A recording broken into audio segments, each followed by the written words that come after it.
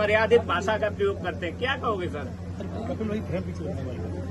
चुनाव को अब 1 साल के लगभग दिन बचे हैं।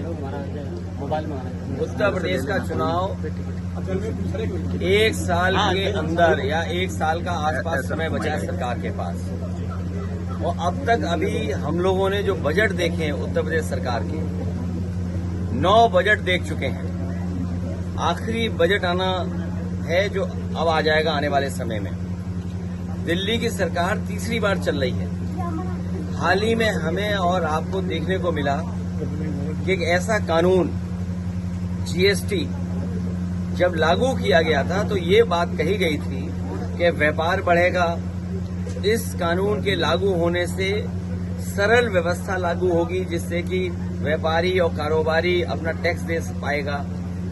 शायद दुनिया में इकलौता जीएसटी कानून रहा होगा जिसमें इतने संशोधन हुए हैं और इतने संशोधन होने के बाद भी आज फिर सरकार को संशोधन करना पड़ा और ये स्वीकार करना पड़ा कि हमें गरीबों को राहत पहुंचाने के लिए कानून में बदलाव लाना पड़ेगा।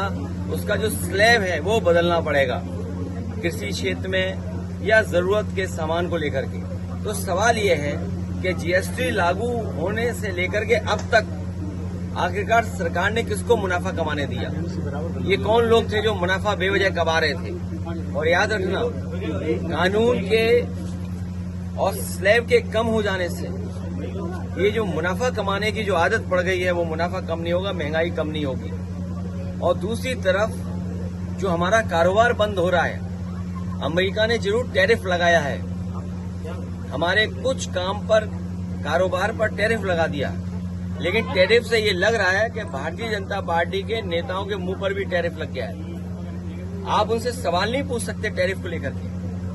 हमारे भदोही का कारपेट, मुरादाबाद का ब्रास का एक्सपोर्ट, मेरठ का, सहारनपुर का, फिरोजाबाद का, तमाम जो एक्सपोर्ट होते थे अब पाबंदी लगने के बाद उनका नुकसान होना शुरू हो गया।